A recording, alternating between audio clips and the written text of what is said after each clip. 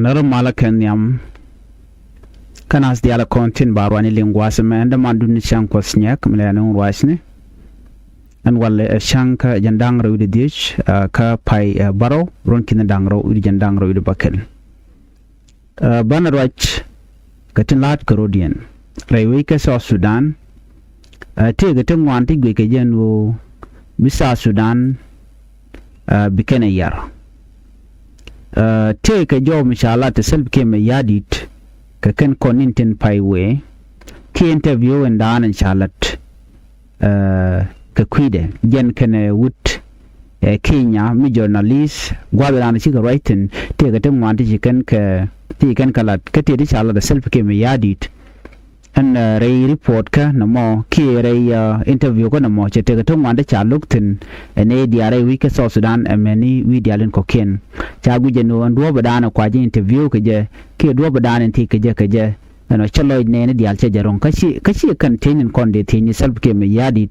kon tama what possibility tin no bi South Sudan but ke kormidi ke bet ke war ka kwitin kon lat korodian well kan konwe nyam are report kaname mi jiram jidit gor jeno jindere channel der je support der subscribe kade notification bell bo der je twany kom chete ka larmish bridge ano ada shwa mala shibikije mi guje ka YouTube ko subscribe ko mi guje ka Facebook ko page ko je follow ka ko share gane de koken report me very important chirmana ngai kondiale ano selbe kirma yadit chara kelu kinge da kelu gore jeno dart wi kwam atera mi momede je wo kecha debin pin ajena dana teten enono ko ngai kon dial kon lat ke selbe kirma yadit no ka tibejba chana men dana chitu gwada dana kwa je interview ten chan je min gujba selbe kirma yadit chati katungwan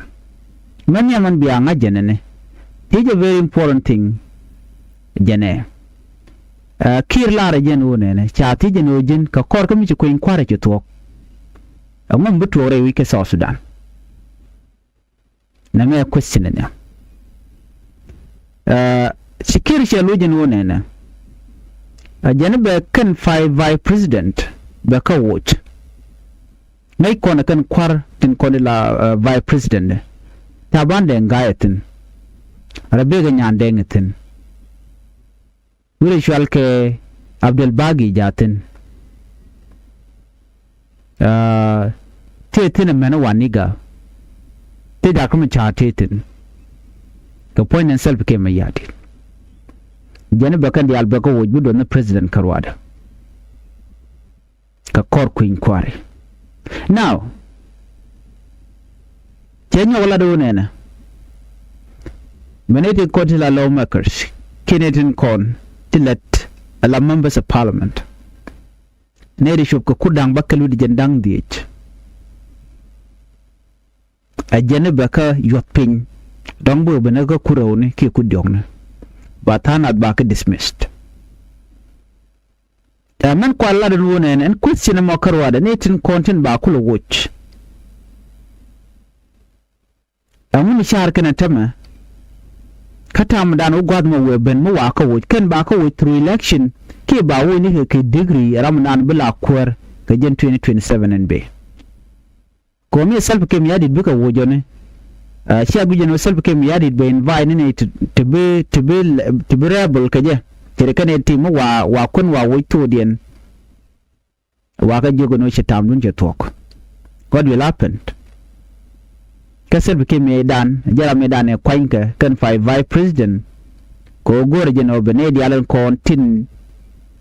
dier be sharken bako wo ko de ka dier ko kir roaje wujide medan e sha non 2013 selbe ke cha jogono jin election alat keja ke 2015 shelok ke denied jani no ter mi shale ko inquiry in a state shotong no kor mi che kula dan gwa interview no mo eno nei ti gor ka no kwere dino ka kuje mo ko she gor no nei ti bud na la wal che mo ka position ajen dan la lo mi dat ajen kwai nayo ka lubde ko be da kuma char be je face ko da kuma char jara mun dan en tiken ka mutiken ke ter da kuma char gor je na South Sudan da la democratic country dene dial de ke luar jana na go dak mu chara in a state ti self ke mi yadi teja gore mishit kana mo medan mishi da ma char chela don ne ba ku in kwar bala den ja korche to ko juba chana che kana so ne ga chen na self ke mi yadi ke 2013 wuce to ko ni civil war che ben during that civil war ne rin wana kan ci test ne ke 2018 cha mal mo cha nyo mutan ga je mu kwala chole transitional government tam en transitional government nguludum jene kuma murom ni rumna chianga be yoni amen mi na we ka chianga dana gorke banarum gaskel yo mi gwa dana sha mention non be chiang bo to je ki kum bo to je den bai shu wuch lo li bana na mandan latke ki selp ke me yadit cha agree kana dakar ma charno be letkel ladin kelamo to jojo no ba power sharing bajalat within that jeteru mana chayat pin inaro kodi ba permanent constitution budget ba population census bajalat ba security arrangement mala very important part kere dia lat karodi nen tama men self kem yadi ngeje ba jar yaleka ba ne dia la kon la deini ba ka mat gwaskel ba ka chol a national army ba ka integrate into one kan bon dia la kon de door opposition parties ba deni ken dial ba lat gwaskel chir medan e chatok me chakul nan ka containment side ti ci self kem yadi de kulu jojen tama anamo ajen ne dan e cha me chare le kan wo de let duno ci self kem yadi ce je nyok mi daga ja so man ci to gena kela do ne ba ne dialti ba coach kire je ne te ga desire ko ne batega 5 president kanala ne da to but gure je no ci da kuma char cebile te ko ba compete right now kan ce jo entam ga jantam ka jan election be benen woche tene don wan ka kan vice president ko ne ce te ja kwan ano kwa endorse ne self kim yadi din wojen biya kwero so edun mi be ka ja mugoro to bangot kwara but still opposition leader Dr. Macharam dan goro de malder bin ngode jaram dan la rival ka ja men ku kana ticket ke ter ku kuma ananga ja kamugwa self kid mayadi no wujaro aje alwala dictator but self kim yadi ke interview mchala do nen ajani shan goro bi Sudan bangot ke transitional government wal nge jeno che da mcha che yen kamo da jenete kamal we ka wenyam ka jenete kuin kwar mu balat kuin kwar me fair la tok amu mi te dak mcha te jen geje dak mcha der barar me fair la tok gor jeno bi kumbo wenyam ami chala do ba kan 5 president te ba ko ja ngam mi che kai dor mi che klem no bela kwar ger dak mcha re che jure wi ki juba ne dia la to jen ko la rejo pera mi che joga ke Nuer e bena vice president kabom rameda ne la do dwara lat keje e dak mchar but cho ben ken ne ko ken che kwen chala do gwasmo et gor jeno ne dialati gor kan kwer so ku mo ba kam kwer but ke gor ni jeno be dak mchar be silent that was one of the reason keje ta self kem ya di cha ti jelong along men gor ke South Sudan ni sengo cho gor kan re kan kwer de kan lele de kan kwen but there was interview mi chalat ko kor gwan mi shiwe na wal cha kir konti cha jo ne jini mi shi position ci je to bone ka jin ne ku ci na nak de ni ko awu de shi te jin walle ko konte konde ci we yal ce jo no ne tel de ne ka te ci na nak a je report da ne chalat report no walan ji UN Caribbean United Nation ji America je ne shi to gen tel ne sha nak joram kel mi ce dor she dur ma babil direct ni je message mo kaja wala jente ke de nemo tinakana to kwajen sai kwaje carried out ke juba and other places within South Sudan ci gondi alto to chana kanen kwa targen nuri nakren nuri so self ke mi adit mi ra mo goro be malu ben la tore wi ke South Sudan ngum kana no ba ku in korrelat ke 2015 so right now no mo de question mi se gumo no kon temeno ba ku in kor ba jala timi shi kon nena amun no go mo no be kuin kwar belat kece Dr. Machar ce jiyen kaga waze da mi mo Dr. Machar ar ce goro te kuin kwar me delat why that should be the question me ne diarin tikeja man to gene malat ke self ke me yadit ite ke election balat election me ano be succeed ka kor mi di long jenda na shanen man chala de ideal when ke international partners ne de kontin goy kamal tere wika Sudan wi mondo dien lar ken wona na tele mal mu de woni am karam medan e tan mal jare tijen daga ma char ba kon brare tijen den bina kula we ka dialog den bina kula we ka dob dan ende kuin kwade jelat keje kire janito bo we ka woni am ka kuin kware ba te ton wan tich gam ti chawoji self ke mi yadi ti cha kuin kwar cha de lat nere kono no ka self ke mi yadi lar kan wode ba kuin kware ba jela de ko ci country te jan akan mutike ke election why kan ke no te de chawoj manyam self ke mi yadi che permanent constitution chawoj bon woni manda dien self ke mi yadi che logono ba population census ba jelat jente rawdi ba gawlat ci kuin kware che tok dien and security arrangement jane me cha kula yapin kala da jeno tele peace agreement mi ci jek 2018 peace agreement jene kana jek walche da dialti che ko violate miram no go bi South Sudanese bi ko bode la tok ta duam mi go metel kor amu mi yene dak machar amu mi che dak machar che kamraro na mina me free and fair and transparent national election me butore wike South Sudan amu mi dwala je self ke mi yadit so the dialti ngot kan ke question ne atinde ko inquiry de je penti kon dial kalin ramye tan male da kuma char important part of that agreement we take at 2018 kan ka lat kan dial kan ka complete all of them ba kon complete men dit ke de dialti kwa permanent constitution kwa population census men dini jena longa de dialti as a security arrangement len te diala kon roy nakaja ko during voting angam be votary bikaga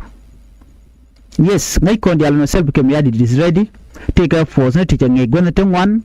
biga benama ni diala ko ken during which election chok ne kon chicken ga jur biga bere wika sosran ba ka activate kan all these forces te binyen ke kuma sfelayo kaluglo ko jen chebe pat ko no jen be continue we kami we re kwara ke barach bane di alba ko re wika Sudan mitere development mission nongten another reason self ke me di lat ke jen question na madan chala re gwada me mala de jenu ba kan members of parliament 650 ba ka reduced big weapon ka ba ne ko la vice president ba ka watch dan mu do ni appoint president kan ram kan mi biya vice president kwa ku jenu nga kaja ana men la de jenen do dan ba ka yut pinka je iwo ibu development babban ka yodi ala konan kap ka tin daka gentle development yodi alwa kan this members of parliament jen yo dan lada kan akwai ngam ci self kem yadit ibe wayna mu go je wayna mu rekon dare ka wuce without even waiting for election to happen ko jaram dala jiya order ndo be joj che vai president shubri ko lo wuce che wane ka joje ne che Abdul Bagi joje so what else Oma mungot right now. Josephine Lagun. Oma mungot. Mijisel became yadi de delat. Me a degree ladeja by force. Ataram we taram live kataram joga de teleram la citizen rewika sodram Joseph became yadi de melody momented a mijak. But Michi order she to baja de lalet. Even right now take a power to remove anybody. Michela do need ya leka bepi right now dek ben pin ka power. Do not yourself came yadi the go rodarelat. Go again after these people take a duty din you can let charge a local election. You need the alati chichi mannequin chicken vote. Self came yadit and then but you wait after that. So but you tell power after. Michelle Aron way road, but you deal with by any mean. But right now I'm right can take a power no directly removed without even waiting. Okay, 2027. Manai kon diale and okay inquire Michibu talk. Kodi and time about that Kajamo. JGC and the ala work manana shalat. International community ka kui Dagmacharano. Dagmachar mu te chargelon teleman beben. South Sudan beterola. Medan chamal chata in 2018 cho which oro da palpin. Telekor Teleral ko chala do chamal chaben. Do not tell me cheral chero nyom je jeroda. Ko self kim yadi chegu jeno jen je take a match chỉ cái right now mình là right now right còn thêm một cái dòng lì cái này optional chỉ cái mấy thì chả tôi vẫn thêm mà thế chả cầm nuôi đi là nuôi general tôi vào win nuôi aja đắc aja nè rồi con chung cái đào mà char wa cái đắc giờ này xả linh nó cái code qua đàn đào mà char tên nó chỉ self kem ya đi chia khu cho lát ko chỉ này đi al content là GSP lại wo nè rồi con là leader top leader cho cái này liền no do gui kia no cho cái này cho cái but đào mà char chỉ là very important person thế này đừng want to take a force take a ditch. It doesn't matter when we can let kaje. There are others. Till document and let self came yadid. Because self came yadid the only force. Dakuma char, be a wujan we come. Dakuma char, between jail con ladder, again beacon and call the rest of the people they are comfortable. Katin continue, they are comfortable by the way, Katin con let self came yadid. Chicken question, tell them that can sing again. So me there la report me kaya. Katin kona lat kurudin rai wiki juba right now kormi dit jabeni mu kan cha da char charge camera ke kan ninity ko ngai kon dia right now chidon the fadich ke fat ngwan bina we kan national election an chala self ke miadit jogone dia no kwarudin register voter ka kurudin register wal ngai jano kan da char kana ja kon camera rai tijen abikrach abin da kan chara rai tijen ajen tuko bi malbe bere wi ka South Sudan kwa logo netin kon shun kel ga self ke mi yadit ke kwa nok da kram char jela option na tele option da den amen wi mon da ngai kan diala mi se jen be je ga long are wi ka South Sudan ga kon tin be bana min je ka another report da be lat more detail katin kon lat karo den